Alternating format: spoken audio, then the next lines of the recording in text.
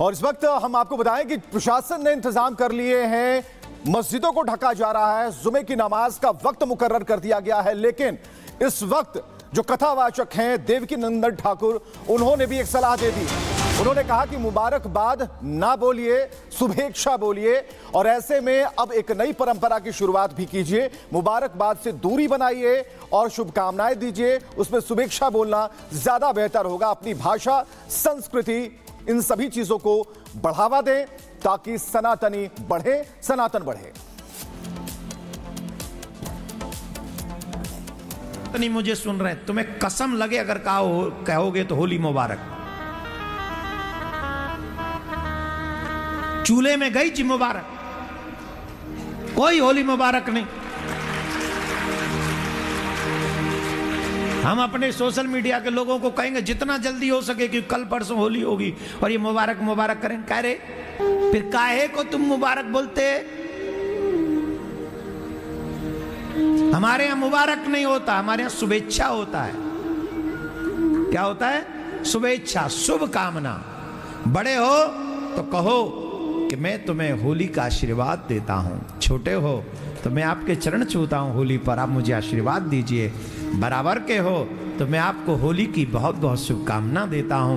मेरे प्यारे, मेरे प्रिया कांजू, आपका कल्याण करें। होली के अगले दिन से ही तेरे काम खूब बढ़े, खूब बढ़े, खूब बढ़े। ऐसा इस बात को ज्यादा फैलाओ। और 10 की दहाड़ में अब बात करेंगे होली पर सियासत करने वालों को कैबिनेट मंत्री संजय निषाद की तरफ से मुंहतोड़ जवाब दिया गया है। उनकी तरफ से कहा गया है जिसे होली नहीं पसंद, जिसे रंग नहीं पसंद, वो अपने घर चले जाएं, विरोधी देश छोड़ दें। होली पर सियासत करने वालों पर संजय निषाद उत्तर प्रदेश सरकार में कैबिनेट मंत्री हैं, उनकी तरफ से ये बड़ा हमला बोला गया है, जो ये कह रहे हैं कि जिन्हें होली नहीं पसंद, जिन्हें रंग नहीं पसंद, वो देश विरोधी देश छोड़ दें। इसे रंग नहीं पसंद है, वो तो सीओ साहब ने कहा घर में रह जाए। हम तो कहते हैं जिसको रंग नहीं पसंद है, भारतीय संस्कृति नहीं पसंद है, वो इस देश को छोड़कर दूसरे चला जाए।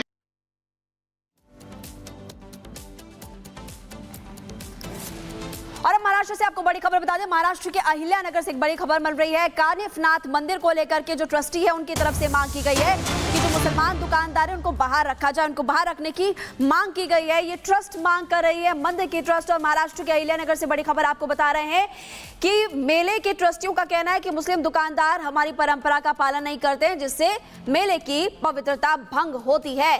और ऐसे में कानिफनाथ मेले से मुस्लिमों के बहिष्कार की मांग वो कर रहे हैं। सत्यप्रकाश हमारे साथ हैं, सीधे जुड़े हुए। सत्यप्रकाश, मथुरा में भी हमने देखा, वहां भी कहा कि होली में मुसलमानों की एंट्री बैन होनी चाहिए, वहां मांग की गई। अब महाराष्ट्र में अहिल्यानगर में भी कुछ ऐसी खबरें आ रही हैं, क्या खबर है और सच्चाई क्या है? देखिए, भगवान कानिफनाथ का आज यात्रा शुरू हो चुकी है और यात्रा में कहीं न कहीं आज जो मुस्लिमों की दुकान लगती है वो मुस्लिम की दुकान नहीं लगेगी, दुकानदारों को पूरी तरह से बैन किया गया है। हमारे साथ जो है मंदिर ट्रस्ट के अध्यक्ष संजय जी है। संजय जी, आपने क्या बैन किया है, क्यों बैन किया? बैन इसलिए कर दिया है कि हमारे कानिफनाथ जी की भगवान की कई परंपरा है, ये लोग पालते नहीं है। जैसे कि भगवान का अभी हमारा तेल लगा है, उसका दुखौटा चालू है, उसमें क्वाट पे गद्दे पे नहीं बैठते, दाढ़ी नहीं बनाते, बाल नहीं बनाते, खुशी का कोई माहौल हम लोग यहाँ करते नहीं। और मुस्लिम समाज के लोग यहाँ पे मटन मच्छी खाते हैं, मटन मच्छी खा के हमारा प्रसाद बेचते हैं, जूता पहन के भगवान के ऊपर जाते हैं। ये हमारी परंपरा नहीं है, ये हमारे परंपरा को कई ठेस पहुँचती है। जेब कतरी करेंगे, मोबाइल चोरी करेंगे और कई उनके 2 नंबर के धंधे यहाँ मेले में करते हैं। इसलिए हमने उस समाज के लिए यहाँ पे बैन लगा दिया है। नाम क्या है? आज से यात्रा शुरुआत हो चुकी है, कैसे आप देखेंगे कि ये हिंदू है कि मुस्लिम है, कैसे देखेंगे? मैंने बताने की ज़रूरत नहीं है, वो तुरंत पहचानने में आ जाते हैं। और ग्राम पंचायत का हमने अभी ये निर्णय ले लिया है कि ग्राम पंचायत की परमिशन के बिना कोई भी दुकान नहीं लगा सकता है। तो उनका आधार कार्ड हमारे पास आएगा, उनका फ़ोटो हमारे पास आ जाएगा, तो क्या आधार कार्ड के ऊपर से पहचान नहीं पाएंगे? 1-2 दुकानें देखा कि वहाँ खुली हुई है, वो यही गांव के हैं, वो साल भर उनकी दुकानें रहती है, इसलिए उनकी दुकान चालू है। उनको भी हमने कानून बना दिया है, कानून के हिसाब से वो अगर वो दायरे में काम करेंगे तो वो भी वही 2-3 दुकान रहेंगी, नहीं तो वो भी बंद कर देंगे। यात्रा में इस शुरुआत में मेले में जो है कितनी भीड़ होती है? और देख रहे हैं कि यहाँ भीड़ होना शुरू हो चुका है, यात्रा की शुरुआत हो चुकी है। यहाँ 19 तारीख मेन दिन है रंगपंचमी का। उसी दिन कम से कम 22 से 25 लाख भाविक यहाँ मढ़ी पे आ जाते हैं। उस टाइम यहाँ पे गधे का बाजार रहता है सबसे बड़ा, क्योंकि उस टाइम जब समाधि मंदिर का निर्माण हुआ उसी टाइम वाहन का कुछ व्यवस्था नहीं था, इसीलिए गधे के ऊपर इतने बड़े बड़े लेकिन ये मामला जो कोर्ट में भी चला गया, मुस्लिम लोग विरोध कर रहे हैं, कह रहे हैं कि हम भी लगाएंगे। हम लगाएंगे तो हम भी मस्जिद के सामने लगा देंगे, फिर हम भी हटेंगे नहीं पीछे, हम लगने नहीं देंगे। ये प्रशासन का काम है। हमने ग्राम पंचायत का, ग्राम सभा का ठहराव कर ले लिया है, 327 मतों से वो पारित हुआ है। बिल्कुल सत्यप्रकाश, और ये मांग लंबे समय से उठाई जा रही थी कि आखिरकार कानिफनाथ मेले में मुस्लिमों की क्या आवश्यकता है। बहुत शुक्रिया आपका तमाम जानकारी के लिए। खबरों में आगे बढ़ेंगे और अब बात करेंगे महाराष्ट्र की ही, जहां औरंगजेब की कब्र को तोड़ने की अब मांग तेज हो गई है। शिवसेना सांसद नरेश महास्के ने लोकसभा में यह मुद्दा उठाया और कहा कि औरंगजेब जैसे क्रूर व्यक्ति के मजार की आखिरकार आवश्यकता क्या है। देखिए।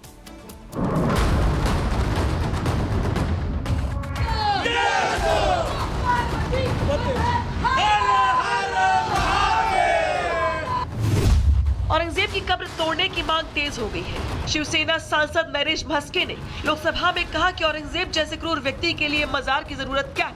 भारत के खिलाफ काम करने वाले सभी लोगों की मजारें तोड़ दी जानी चाहिए। 25% मुघल आणि ब्रिटिश यांची अशी स्मारके आहेत की त्यांनी भारतीय स्वातंत्र्यावर घाला घातला, ज्यांचा भारतीय सभ्यता आणि संस्कृतीचा काहीही संबंध नाही। ज्या औरंगजेबाने त्यांची क्रूर हत्या केली, हिंदूंची हजारो मंदिरं तोडली, हजारो मंदिरं लुटली, अशा औरंगजेबाची समाधी महाराष्ट्रामध्ये खुलताबाद या ठिकाणी आहे। अशा ज्यांनी भारताला गुलामगिरीत नेण्याकरता प्रयत्न केला, अशा लोकांची स्मारके नष्ट केली पाहिजेत। मास्के ने कहा कि भारतीय पुरातत्व सर्वेक्षण की तरफ से 3691 कब्र और स्मारक पूरे देश में संरक्षित किए गए, जिसमें से 25% मुगल और अंग्रेजों की कब्रें हैं, जिन्होंने हमारे देश के खिलाफ काम किया। देश को उनके रखरखाव पर कोई पैसा खर्च नहीं करना चाहिए। औरंगजेब ही नहीं, जिन्होंने भारत देश को तकलीफ दिया है, ऐसे 25% 36901 उसमें से 25% ब्रिटिश अधिकारी और जो मुगल है जिन्होंने भारत देश के खिलाफ काम किया है, लोगों को तकलीफ दिया है, उनकी सबकी समाधि उखड़ डालनी चाहिए, वहाँ संरक्षित नहीं करना चाहिए, उसके ऊपर भारत देश ने खर्चा नहीं करना चाहिए। औरंगजेब फैन क्लब के नेताओं पर मुख्यमंत्री योगी ने भी चुटकी ली और कहा कि लगता है जैसे कोई मानसिक रूप से परिपक्व व्यक्ति औरंगजेब को अपना आदर्श मानता है। अगर ऐसा बोल रहा है तो उसे अपने बच्चे का नाम औरंगजेब रखना चाहिए। मानसिक रूप से विकृत कोई व्यक्ति ही औरंगजेब को अपना आदर्श बना सकता है।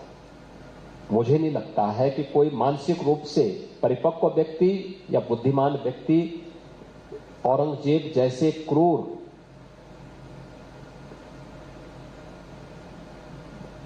व्यक्ति को अपना आदर्श मान रहा हो।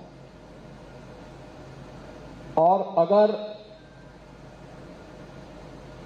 यह सच है कि वह पूरे अपने विवेक से इस बात को बोल रहा है, तो फिर उसको अपने पुत्र का नाम सबसे पहले औरंगजेब रखना चाहिए। गीतकार और पटकथा लेखक मनोज मुंतशिर ने औरंगजेब की कब्र की प्रासंगिकता पर नई बहस छेड़ दी और इसे राष्ट्रीय शर्म का स्मारक कहा। औरंगजेब की जो मजार है, it's a monument of national shame. वो ऐसी कौन सी जगह है जिस पे बड़ा गर्व होना चाहिए किसी भी भारतीय को, वो किसी भी धर्म से आए, जाति से आए, किसी भी संप्रदाय से आए, किसी भी प्रांत या भाषा से आए। तो मैं ये कहना चाहता हूं कि औरंगजेब की कब्र तोड़ने की कोई जरूरत नहीं है, आप उस पर शौचालय बनवा दो। स्वच्छ भारत मिशन चल रहा है, हम आजकल पूरी तरह से अपने इकोसिस्टम को लेकर बहुत जागरूक हैं, तो ऐसी जगहें तो बननी चाहिए देश में। और शौचालय बनने के लिए औरंगजेब की कब्र से अच्छी जगह क्या हो सकती है? छल करके छत्रपति संभाजी महाराज की बेरहमी से हत्या करने वाले औरंगजेब की कब्र उखाड़ने की मांग लगातार तेज होती जा रही है।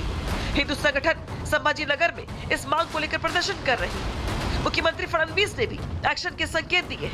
देखना होगा कि आक्रांता की कब्र पर किस दिन बुलडोजर चलता है। Bureau report, Republic Bharat.